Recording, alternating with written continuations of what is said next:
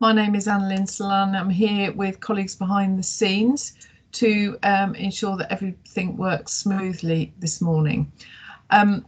This is one of a series of Leadership Matters conversations that we've been running since March. It's actually session number 8.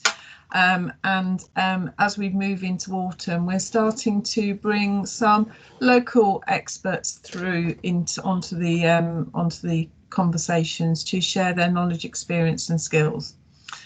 So just a reminder, we are recording today's session so that we can share with colleagues on the NHCP website. If you've got a question for Michelle and Shay, who I can see has now joined us, then please either use the chat function or use the raise your hand function, and we can enable your cameras and mics at the appropriate point. So I'm delighted today to be joined by Shay and Michelle from National Genders Training, and they'll be sharing their experiences and give you the opportunity to ask lots of questions. So without further ado, I'm going to hand over to Michelle and Shay. Thank you. Thanks, Anne. Can we have the first slide? And the next. Okay, so apologies for me not being able to get on there. So just like to introduce myself, like Louise just said. Is it Louise? Just some rules to observe, please. If we can have phones on silent, and I understand that everybody has to nip in and out maybe at certain points, but if you can please leave them on silent. Microphones on mute until you want to speak, otherwise it can cause some kind of interference. At the top, or depending on what sort of laptop or iPad you're on, there is a raise your hand function, so we can actually see who wants to speak rather than kind of chatting over each other. Or on the right hand side, there is a chat facility, so if you don't feel comfortable asking a question outright, please just put it in the chat, and depending on if myself or Michelle is talking, one of us will pick up any comments in there. If you have to drop out for a short while, again, that's acceptable, and just please try not to talk over somebody else. We would also just like to say, myself and Michelle are very, very open. So if there's any questions that you do want to ask, please ask them as we go along. Don't wait right till the very end and then you forget what you want to say. So please just fire anything at us as we go along. Next slide. So who we are and what we offer. This is a factual presentation about the transitional journeys of myself, Michelle Clarke. I'm a male to female transsexual, and Shay Robertson, who is a female to male transsexual, and a brief overview of some common terms. This is only a snapshot of our full CPD course. Our full course is 3.5 hours long, and you can contact us at the end if you want to run this course for your organisation. One other point I would say, there are 2 videos. If you're using a tablet, an iPad, you won't be able to run the videos. You'll have to try and get onto the video recording and try and access it some other way after this event has finished. Next slide. Right, a term that you may not have heard of. You've all heard of transgender. What about intersex? In your own words, can you describe who you believe this term refers to? You can either raise your hand or put a comment in the chat. Who do you think, or what do you think, is an intersex person?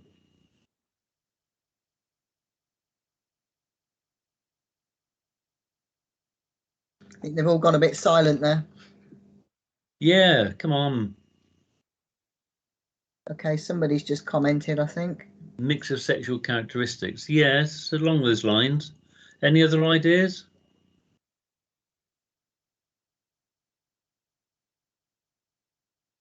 Oh, they're all shy today, look.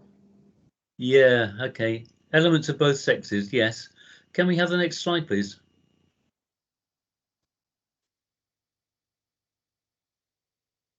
So, is intersex different?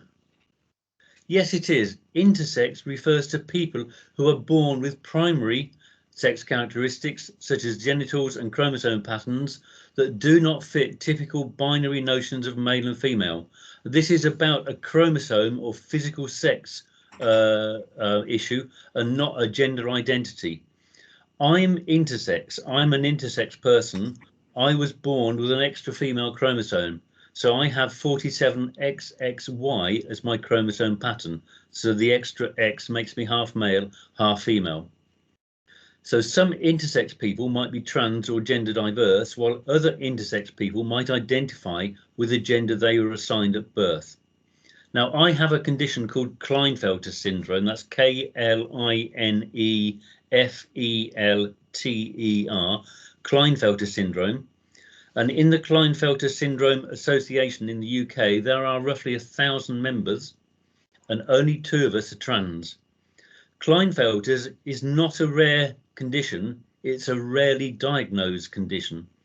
There are roughly 1 in 500 men affected with Klinefelter's, but roughly 1 in 10,000 are known to have it. So there's a lot of people out there with Klinefelter's that don't know they got it. Klinefelter syndrome means that you're sterile, and people find out when they're trying for a family, and typically the tests end up going to the man, and the man finds out he's sterile. They do further tests, and that's when they find out they've got Klinefelter syndrome. So Klinefelter syndrome, intersex, it's about a chromosome or a physical sex condition that makes you part male and part female. In the olden days, it was called hermaphrodite. It's now called intersex. Next slide, please. Now, this is a video of my life. It doesn't contain any surgery images because I'm pre-op so far. But if Anne wants to start the video, you'll be able to see my life journey so far.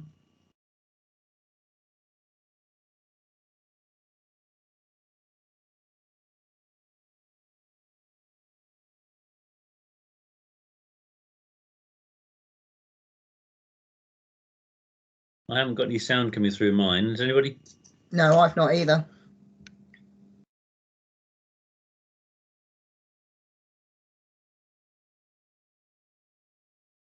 Can we go back to the video?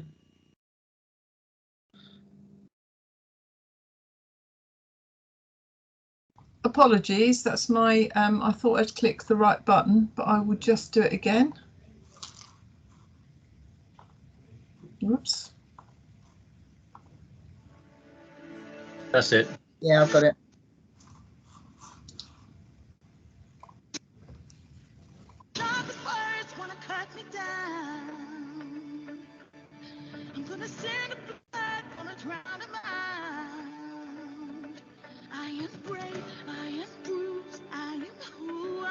To be, this is me. Look out, 'cause here I come. And I'm marching on to the beat I drum. I'm not scared to be seen. I make no apologies. This is me.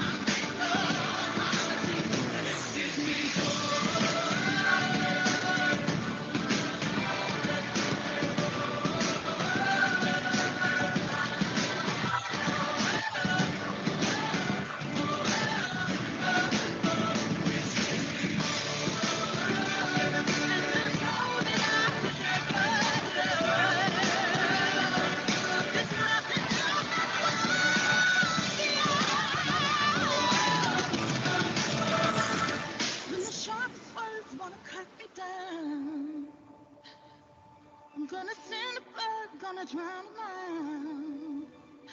This is brave, this is bruised, this is who I'm meant to be, this is me. So filling in, when I left school, I wanted to find a career that I wanted to do rather than just get a job. And there was a magazine called School Leaver magazine, and it was 50% devoted to the Merchant Navy. The Merchant Navy is cargo ships belonging to private companies, unlike the Royal Navy, which belongs to the government. So I worked for a company in Cardiff called Reed and Smith Line, and I joined my first ship as an officer cadet in 1972. Yeah, I'm really old. When I joined the ship, I was bullied almost from day one because, as you saw there, I've got really long legs, I've got a skinny body, and I didn't fit the typical macho seaman persona that people would expect. I was bullied by everybody, including the captain. I was on that ship for 6 months, and it was 6 months of hell. I remember spending Christmas Day in 1972 in my cabin, crying my eyes out as I'd just been beaten up by the radio officer. And I was picked on because I was of a feminine stature. After the 6 months, I flew home from Bombay, and I told my parents I wasn't going back. I'd had enough. In 1973, as it was then, the cost to get out of the Merchant Navy was £100, which in 1973 was a lot of money, and my parents couldn't afford it. And they persuaded me to go back and do another voyage. My second trip, I had a fantastic time. I got on very well with everybody, captain including. We had barbecues, we had jollies out in the lifeboats, we had all sorts of really good times, and it convinced me to stay. So I stayed in the Merchant Navy for just over 12 years. But on my last ship, I took a heavy fall. I fell about 8 feet and landed heavily on my chest, but didn't break anything, badly shaken. And then several weeks later, I started to grow breasts. And I don't mean little man boobs. I mean proper breasts that needed a bra to hold them up. I was chief officer at the time, and I didn't really know what to do. It was an all-male ship. We were in the hot weather, and I needed to take my shirt off, but clearly couldn't.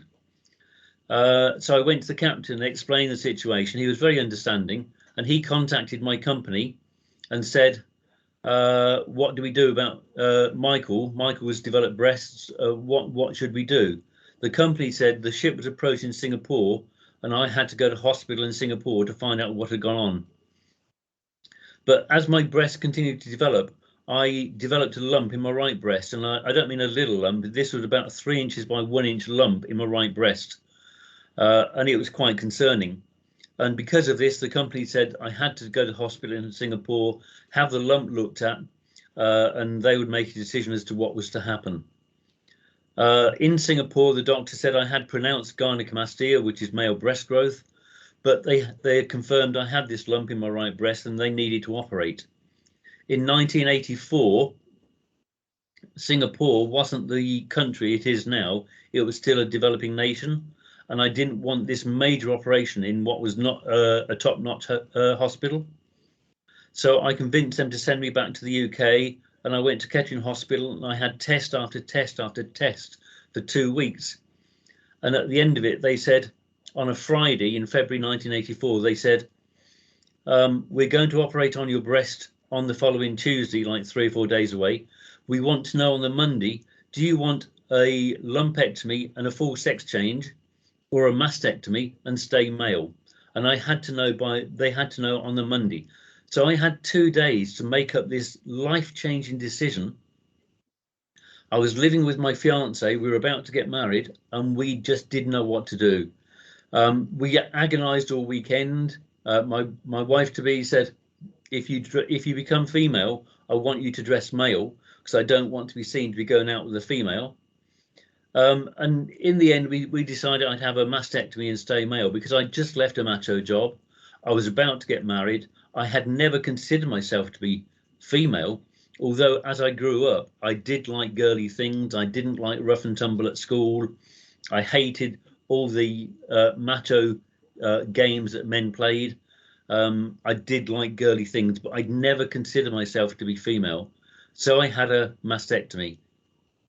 In them days, they didn't do the mastectomies like they do now. Nowadays, they cut under the breast. In those days, they cut from the centre of my breastbone up to my armpit, and they cut my arm muscles, and I was actually off work for 6 months. At the end of the 6 months, I went to the Merchant Navy Medical Welfare Board, and they said they couldn't certify me as fit for duty because I was now needing hormone tablets, and they couldn't guarantee to supply hormones in a third world country. So I was made medically unfit in 1984. Now, I'd started hormones. The people at Kettering Hospital told me I had to have testosterone tablets initially and then injections because they wanted to promote my masculinity. But they made me into a really nasty person, and I didn't like it. But I continued taking testosterone for many years, and in the early 90s, I decided I'd had enough, and told my doctor I was stopping the tablets, stopping the injections. My doctor was not amused. He said I had to keep having the injections because I was a man, but I wasn't a man. I was half man, half woman, but I couldn't make him realise this. And I tried and tried and tried to get a course of estrogen tablets, and it took me till about the mid-90s, and I managed to get a 3-month trial of estrogen tablets. And at the end of the 3 months, I was asked, how do I feel? And I said, I feel wonderful. And the doctor said to me, you can't, you're a man. But I couldn't get through to him. I'm not a man. I'm half man, half woman. They said I had to go back onto the testosterone, which I refused. Testosterone made me so aggressive, so nasty. I was losing friends. My marriage was on the rocks. It really did knock me sideways. I couldn't handle the aggression that came through with the testosterone. So I asked for another trial of estrogen, and a few years later I got another trial with the same effects. I was asked at the end of 3 months, how do you feel? And again I said, I feel wonderful. And again my doctor said to me, you can't, you're a man. But how do I convince him? I'm not a man, I'm half man, half woman. I stayed off the testosterone and not taking estrogen until the internet came about in 1999, and I started buying estrogen from the internet and ciproterone, which is a male hormone blocker. Now, I don't know if they were real tablets or placebos. They cost enough, so I thought they were real, but they worked. They gave me the mental feeling that I was going down the right routes. And then in 2006, I was referred to Northampton Gender Clinic. At that time was in Campbell House, it's now in Daventry. And my first appointment at the gender clinic, I didn't know how to present myself. I thought, I'm going there supposedly as a woman, or hopefully as a woman, I better dress female. The female clothes weren't a problem, but I bought a pair of stiletto boots, and that was a big mistake. I don't know if anybody knows Campbell House, but there's a public car park about 100 yards away, and I hobbled from the car park to Campbell House in these boots. I could not walk in them. I felt a right prat. I sat in the reception waiting for the doctor to see me, and I thought everybody must be looking at me thinking how stupid I look. And when I went into the appointment, the doctor said to me, you didn't have to dress female. You could have come as you felt comfortable. I'm here to see you as a person, not your wardrobe. So anyway, Northampton Gender Clinic referred me to Nottingham. Northampton at the time was a satellite for Nottingham Gender Clinic, and I started the process of transition through the Nottingham Gender Clinic between 2006 and 2009. I was due to have my final surgeries, my bottom surgeries, the genital reconstruction, in 2009, but I had a heart attack in 2007 and again in 2009, and I was told I wouldn't survive the operations. So the operations didn't happen. I ended up going back to living as Michael. I was still taking female hormones, but living my life as Michael, knowing that I wanted to be female. Now, I'd started a company, as you saw in my video, Marine Chart Services, which is a safety consultancy that looked after the safety of navigation of ships. And I couldn't present to my clients as a female because it was still a very male orientated business. And if I'd presented as a female or a transgender, I would have lost most of my clients. At the time, one of the major ferry companies was a client, and they had an officer who was transitioning. And when I spoke to them, they said, "Oh, we're going to get rid of him. We'll get rid of him within 3 months." And they did. They got rid of him because he was going through transition. So if I'd stayed as Michelle, my client list would have shrunk rapidly. So I continued as Michael. I carried on living my life as Michael with hormones, female hormones, until 2016. My marriage broke down at the end of 2015 for other reasons, and in January 2016 I became Michelle again. My marriage breakdown caused me tremendous mental problems, which is probably why I'm in with NHFT now. And I was diagnosed as having emotionally unstable personality disorder. And I went through a couple of years of treatment of that, but I'm out the other side now. My transition is continuing. I was due to have my final genital reconstruction in December 2020, January 21, but as we know, COVID came along, and that's now pushed that back to 22 or 23. But I'm told they can operate, and there are no problems, even though I've had heart attacks and strokes and things like that. My transition is on the cards. When, I'm not sure, but I am in the system. Does anybody have any questions about my life and my story?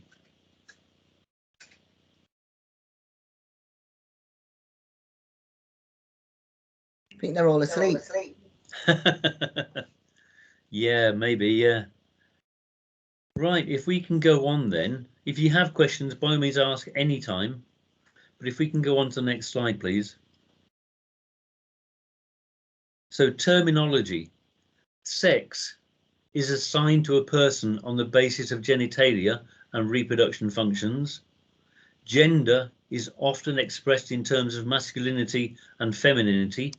Gender is largely culturally determined and is assumed from the sex assigned at birth. And sexual orientation is a person's emotional, romantic and/or sexual attraction to another person.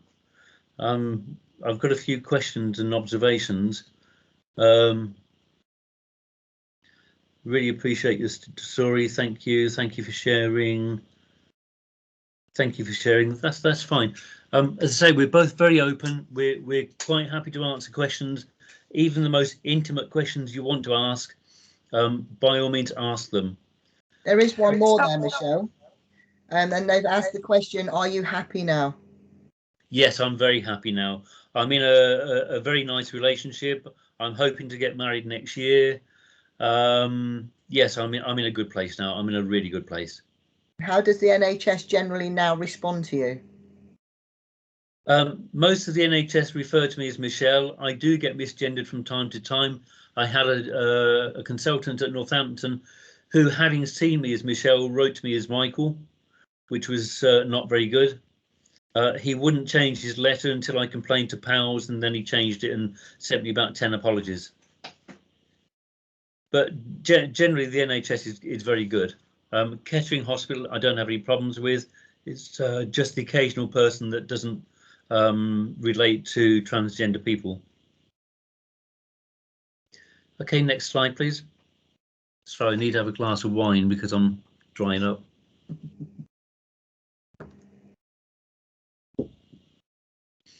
So sex and sexuality in simple terms. Sex is who you go to bed as, and sexuality is who you go to bed with. So that just puts it into simple terms from the last slide.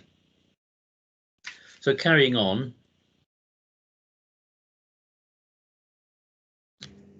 Next slide, please. Terminology. Non-binary is someone that doesn't identify strongly as either male or female, or identifies with both genders. And transitioning is the steps a trans person may take to live in the gender with which they identify. Any questions? We are very much aware of our issues with recording gender and sex at NGH on our systems, which I'm extremely keen to address. Thank you. Thank you. Thanks, Sally. Next slide, please. Right, I think this is now my slide. Well, this is going to be a video about my journey. Now, I'm slightly different to Michelle, whereas I am female to male and I'm post-op. So I've had every operation that I've chosen to have, which for me is a complete sex change from female to male. So if we want to play the video, and then I'll do a little bit more talking afterwards, but just to prepare you, there are medical images in the video. Brilliant. And if somebody could just give me the thumbs up that they can hear it. Thank you. Okay.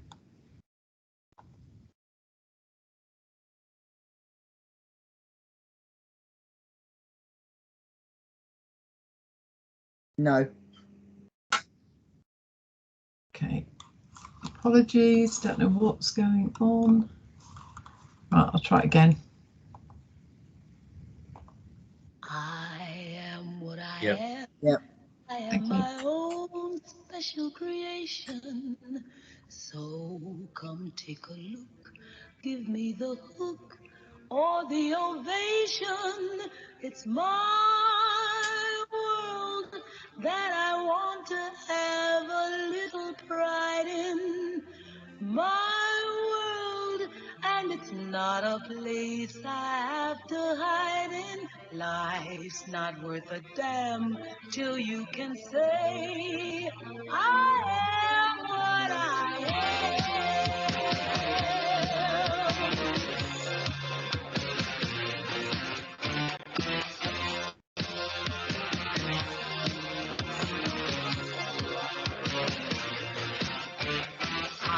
am what I am. I don't want praise, I don't want pity.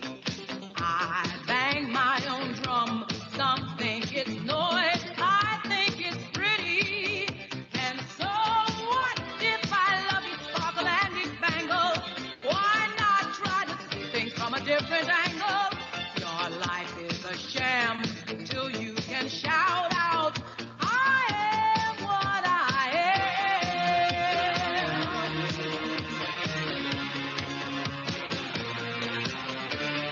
I am what I am, and what I am needs no excuses. I deal my own deck, sometimes the ace, sometimes the deuces. It's one life and there's no return and no deposit. One life, so it's time to open up your closet. Life's not worth a damn till you can shout out, I am what I am.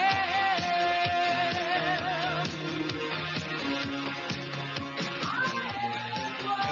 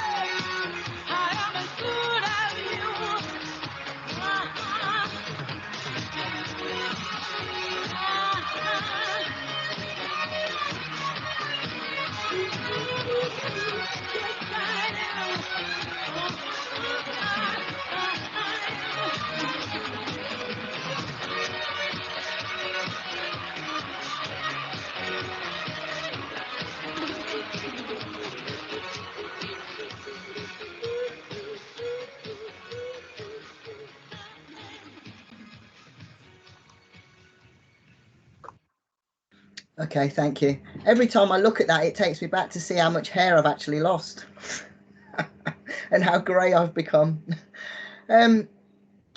Shay, when you look at the photos of you as a little girl, how do you feel? You know what, at the end of the day, I don't begrudge, I don't hate my life. My life has brought me to where I am now. So I don't resent it at all. I don't know, it doesn't actually bother me. It really doesn't. So I've now become the person that I feel I'm happy with. So that's what makes me happy. Did you find the same problems with testosterone, re-aggression, etc.? Okay, I have to be honest, yes. I've always been very, very placid. Wouldn't say boo to a goose. Kind of a bit of a doormat, to be honest, throughout my life. I've always wanted to be a people pleaser and never say no to anybody. But I have found by taking testosterone, I have become, I'm not an aggressive person, but I can snap a lot more easier. I don't take things, well, I do take things to heart, but then I'll react against them. So yes, I do have to kind of agree where Michelle said it made her aggressive. I wouldn't say I'm aggressive, but I can get angry a lot more quicker. How can health colleagues support you both generally?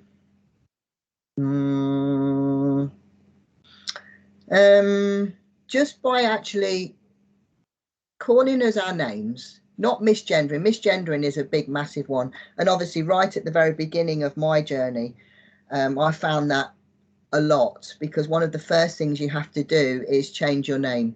So right at the very beginning, I became Mr. Shay Robertson, but I still had a very heavy chest.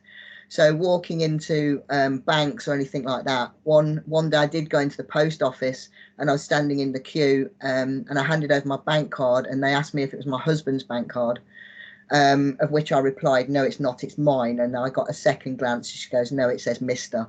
And that makes you feel so uncomfortable when I've got a queue of people behind me. And that's, I mean, obviously I don't get it now, because for me, I look very, we'll say male.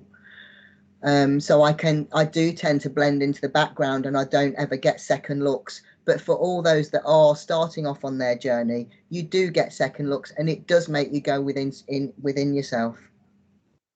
Anybody else got any other questions? Okay, if you have got something, then please just ask them as we go along. So just a little bit about my life then. So like what we said at the beginning, I am FTM, which is called female to male. I'd been in 2 long-term relationships prior to the relationship I'm in now, and nobody ever asked me. I can always say I always felt different, but can I say I was transgender? No, I can't. And the reason I say I can't is because I'd never ever heard of the word transgender until later on in adulthood. So looking back, I've always been attracted to women. I've always done boys' things. I've always dressed male. But then again, that could also be classed as just a tomboy. My best friend, well, we used to play cricket and football. She did exactly the same things I did, and she's quite happily in a straight relationship with a male. So growing up, we both did the same thing. It's just obviously I felt different inside me. I knew I was different, but I didn't know how I was different. I only had ever heard of gay and straight. So because I was attracted to women, that put me in my head as the gay lesbian that was attracted to women.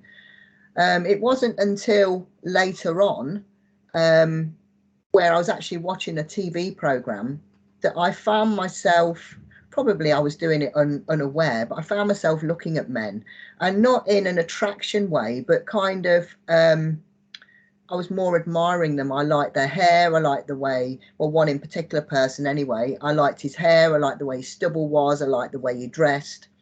And my partner at the time, she turned around and says, you want to be a man, don't you? And we'd only been together a week.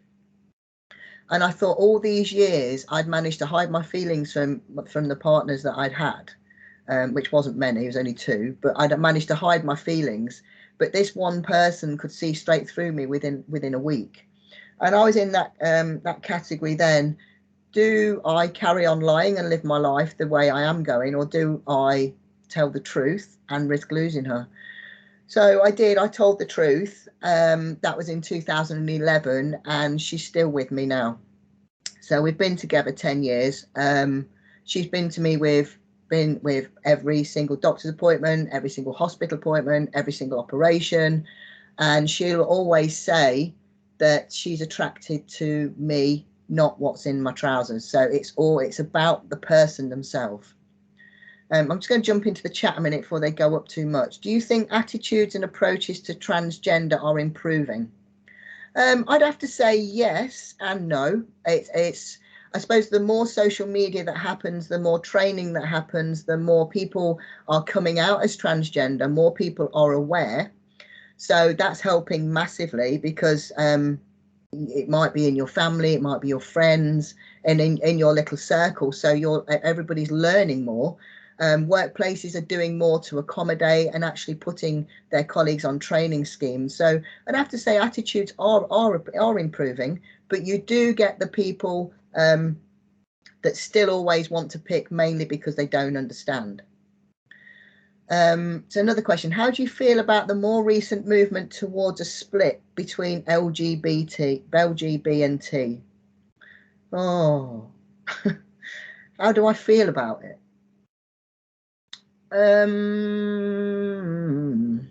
don't know. I really don't know. It's been in there, so why does it have to be removed? I understand why, but no, I don't really think it should be split. There's too many names and there's too many things as it is at the minute, without creating any more and splitting any more. Right, this is a long one. We are a specialist domestic abuse provider in the county. We are WAFE members, but are proud to offer services to any client that needs support, and are particularly keen to ensure we meet the diverse needs of clients. We have women's refuges, but also a male refuge, a multicultural refuge, and a substance misuse refuge. What could or should a trans-inclusive service look like, and how would you recommend that we meet the needs of trans men and women, intersex and non-binary clients, particularly in safe accommodation? Well, that's a long one. You know what? This is my this is my personal opinion. If we didn't start segregating places, and we had, like for example, in hospital, if we had mixed wards, or mixed toilets, or everybody could just use the one and stop segregating people, I don't think it would. Michelle, you need to try and help me out on this. But I think if we had an inclusive society, we would be in mixed groups rather than in hospital you have male wards and female wards. If we had mixed wards, it would be better accepted. I would say that we have been asked by a women's refuge in Wales to deliver our full course of training, and that might be something that they want to look at, because this group in Wales are wanting to make their staff totally aware of trans issues. But it's being open and honest with everybody and say, yes, we are welcoming and there are no barriers. I think that's the key thing, isn't it? More barriers that go up makes it harder to try and look after people as such. But if we were more open and we allowed everybody as a inclusion of everybody, and not just men, not just women, not just non-binary, and fitted us all together in one happy society, I think things would be so much better than giving everybody labels. But again, that is my own opinion. How moving forward, I don't know how that would work. It would be great to see inclusion everywhere, and maybe even get rid of all male and female and all that, and just have Shay or Michelle and everybody's name. That we live our lives how we choose to. It shouldn't affect anybody else. Anyway, they would. Okay, right. And what we're going to do now, I think, because we've only kind of got 10 minutes left, if we go on to the rest of the slides so we can actually incorporate the rest of it, and then if anybody has any questions that are going along, we can jump onto them, or if anybody wants to ask me or Michelle anything personal. Just jumping on there a minute. Agree. I would love to see a world where title and gender is not referred to. So would I, Sarah. That would make things so much better and so much easier rather than more names coming out. So thank you. And I hope I did kind of cover that all right. Okay. So is this yours, Michelle? No, it's yours. Oh, so terminology explained. So gender identity is the personal state of one's own gender. Gender identity can correlate with assigned sex at birth or can differ from it. Gender expression is how a person outwardly shows their gender identity. It includes physical expression such as personal clothing, hairstyle, makeup, and social expression such as name and pronoun choice. I mean, just as a little bit of an example a minute, my actual dress sense hasn't changed since I was a teenager. I still wear the same polo shirts, obviously new, or shirts. I still wear the same sort of trousers. So for me, growing up, I haven't even changed at all. It's just my internal now that's changed. How would you feel about removing titles from our correspondence to try and remove any reference to gender? Again, I personally would like that. Yeah. And just you actually address the actual person's name themselves. I think that would be a great idea moving forward. Yeah. What do you think, Michelle? Yeah, totally agree. Agree. Okay, can we have the next slide, please? Okay, so what is trans then? A lot of people have heard of it. A lot of people have heard of transitioning, transgender, but people actually don't fully understand what the word means. So just looking at the slide, we've got the 4 different pictures. So one is I'm a woman, I was assigned male at birth, so this would be Michelle. I'm a man, I was assigned female at birth, so that would be myself. Then we have the other category as well. We've got non-binary and gender diverse. And these are the people that experience their gender outside of the binary of the man and the woman. So when I started off transitioning, I was looking for information, and that I actually found really hard to find. I actually thought I was a trans woman. And because I was woman initially and I was transitioning, so that's what I thought I was. But that's not what the case is at all. The trans, it means you're transitioning, and then the next bit is what you're transitioning into. So I'm a trans man and I've transitioned into a man. Okay, can we have the next slide, please? So what is transitioning? Again, I'm going to go through this quite quickly, quite briefly. So you've got the social transition where you change your name, your pronouns and your language, which you have to do right at the very beginning. How you use gendered spaces and services. So that was a bit like the toilet situation, what I kind of touched on a minute ago. It becomes increasingly hard when you first start transitioning about which toilet do you feel you should go into. Now you're supposed to live. So for example, myself, when I first start transitioning, I have to live in that role for 2 years to prove that this is what I want. Now, bear in mind, so when you first start transitioning, and I'm still heavy chested, but I've got to go into a man's toilet. That makes me feel really on edge that I really don't want to do that. Then as you transition a bit more, I then start having hormones. So I've now got a bit of a beard on my face and still a heavy chest. So again, I don't want to put myself into that position. It's only since I fully feel happy in my skin do I feel I can go into the men's changing rooms. But even still, I was still only now still try and go into a cubicle or still go and try and go into a toilet because I'm not fully happy in case somebody kind of sees something that, I don't know, even though you can't tell consciously for me, because I know I've transitioned, I think I'm still being looked at. So that kind of, we carry that for the rest of our lives. Documentation and identification. Again, this you have to change this early on. So your driving license gets changed, all your documents get changed. So I become Mr. Shay Robertson very early on. Passports now you can change, but I think it's when, do you need 2 proofs of ID to get a passport now? Yeah, you need a letter from the GP, a letter from the gender clinic, That's right. and a letter from somebody else to say that you're continuing to live as a female or male. Yeah. Now, when I first got my passport, again, which I'm going back to kind of sorry, no, I didn't get my passport until 2015 when I'd had one lot of surgery, because at the time that's the only time you could get it. Now you can get it just with 2 letters. So things are becoming a lot easier to live your life.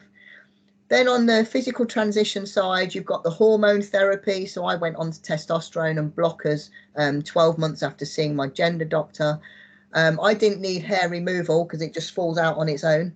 But going forward, female to male men now can be offered hair removal on the place on where lower surgery happens. So in other words, you see in my video where my arm was quite badly, looked like a burn.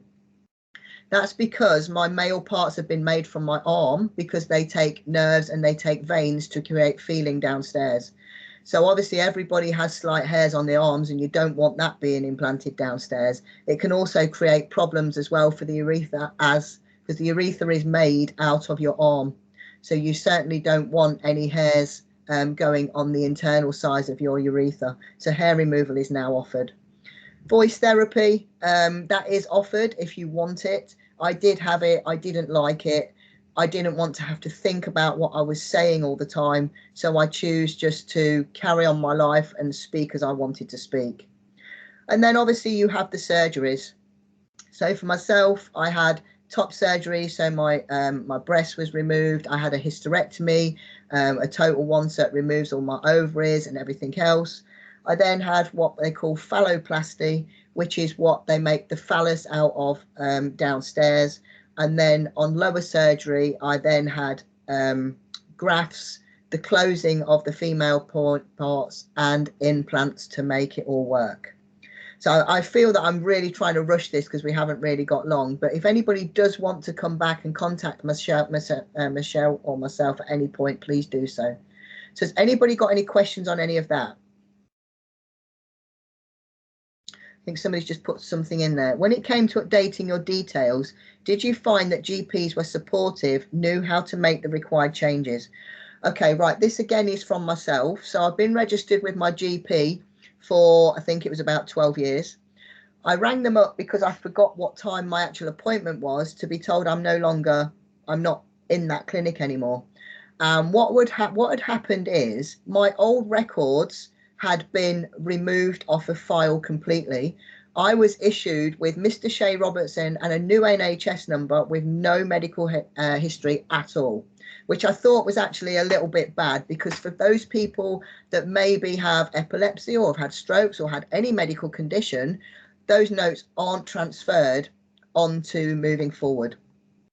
So it took a long time. It took probably about 2 months for them to coincide my notes to actually put back onto file. Because at the end of the day, that was my life. I haven't cut my old life off. That was part of me. So all notes now, and I'm finding it a lot because I do run a couple of support groups. I'm finding it a lot where people have been given a new NHS number, or some haven't been given a new NHS number, and all their history has been lost.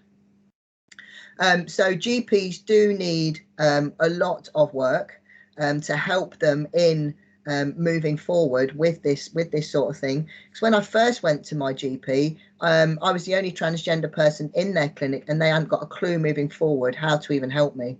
I had to print things off of the internet to take to my GP for him to read what he had to then help me with and pass me on to the gender clinic. We are finding it challenging as the guidance is not helpful at the moment. One of the good sites is there is a site called the gyres.co.uk. That's quite helpful, where you can print stuff off, and that gives a lot of information for GPs. So that's something worth looking into. Okay, can we have the next slide, please?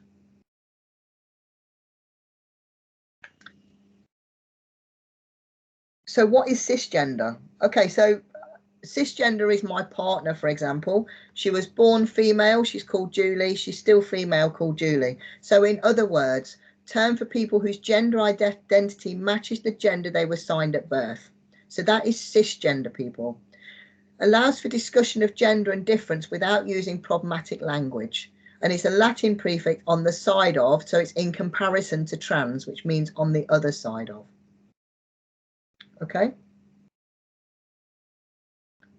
And what is gender diversity? We use the term gender diverse to refer to people who experience their gender identity outside of the binary of male and female. So again, if the binary of male and female had disappeared and we were all ourselves, we wouldn't have all these different categories. We would just be us. So this term is also useful for people who are questioning or unsure about their gender identity. We use this term in addition to trans because some non-binary, genderqueer, agender do not use the term trans to describe their identities. Just on the chat again, GPs have a different approach to hospitals and it's very difficult to transfer over your records on multiple systems. Your input into our process would be really helpful. I know it ended up being my actual branch manager that ended up typing all my details over to transfer them over. So there has to be some kind of easier way, even if it was just a name change on the documents. And just, I don't know, there must be some kind of way to actually combine the two.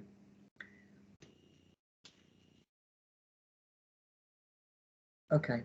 And what is non-binary? So non-binary or genderqueer is a spectrum of gender identities that are not exclusively masculine or feminine. So it's outside of the gender binary. So non-binary identities can fall under the transgender umbrella, since many non-binary people identify with a gender that is different from their assigned sex. So they don't fit into male or female. Or they could be male one day, female the next day. Okay. Just say to Anne, we've got about 5 to 10 minutes to go. Are we okay to continue? Yes, of course. Okay, thank you. So important things to remember. Just remember a trans man who is pre-op could still get pregnant. And a trans woman could have prostate problems. And just to say on that, I get called up for regular prostate checks, even though I haven't got a prostate because I'm male on my NHS card. So again, there's a little bit of lack of communication on that bit. Yeah, I get called up for smear tests, which I'm going to go for one day. Okay, can we have the next one, please? Right, equality in the workplace. The lives of many trans people at work remain difficult, with many facing bullying and discrimination. Trans employees often deliberately hide their identity because they fear being discriminated against at work. 1 in 8 trans employees have been physically attacked by colleagues or customers in the last year, and half of trans and non-binary people have hidden or disguised the fact that they are LGBT at work because they were afraid of discrimination. Just in the comments, is gender diverse a good overall term that would include trans men and trans women? Yes, I think so. Yeah, I think gender diverse is a good all-round term. It stops segregation, doesn't it, really? It does, yeah. Next slide, please. Okay, so in terms of equality in the workplace and within wider society, few minority groups face more challenges in inadvertent or deliberate discrimination than the transgender community. It is unlawful to refuse to work with someone with the protected characteristic of gender reassignment, even if the refusal is on grounds of religious belief. Somebody has to leave. Will the slides be shared by email after so I can read up on what I have missed? Yes, I think they will be. Thank you for turning up. Grab the next slide, please. Right, you and the law. You should only identify a person's transsexual status if you have their permission to do so. Outing a person as transsexual is classed as direct discrimination under the Equality Act 2010 and could result in criminal charges under the Gender Recognition Act 2004. Disclosure of the fact that an employee has obtained a gender recognition certificate is a criminal act subject to a fine, and the fine is £5,000 per event. Okay, next slide. Equality in the workplace. Organisations are legally required to ensure that discrimination is eliminated and that everyone is treated fairly and appropriately but not just the same. You can't say we treat everybody the same. You have to treat everybody fairly and appropriately. And the next slide is the last slide in this presentation. I'm going to put in the comments a link to a feedback form. If you want to fill it in, that would be really good for us. Not wanting to go. Okay, so I'm not going to put it in there. Let me see if I can call it up again. There it goes. I think it's gone in twice now. If you click on the link, it's an anonymous feedback form. You don't have to fill it in, but it'd be nice if you did, because your feedback helps us shape the courses for the future. We greatly appreciate you coming into the we greatly appreciate you coming into this session, and as I said, it's only a 1 hour session. We would normally run a 3.5 hour course, but thank you all for attending. Thank you very much. Yeah, thank you. It's actually really hard trying to cram everything in, isn't it? That it is, yeah. And answer the questions at the same time. But yeah, thank you very much for coming. That's been great. And like I say, if anybody does want to contact myself or Michelle, please feel free to do so, or even ask Anne, and she might be able to point you in our direction. Yeah, absolutely. I'm more than happy. I mean, it's been a really informative session, and lots of questions from colleagues about, you know, it's about learning and how we can shape and change things for the future. I mean, I think I know from watching the chat that people have taken so much from it. So thank you very much. I'm just showing my slides. Oops, we will put. Oops. I've gone ahead.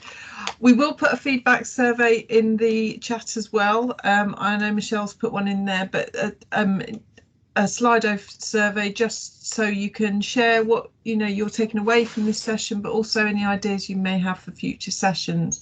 So our next Leadership Matters conversation is on the 19th of October, and we're going to be looking at healthy inequalities.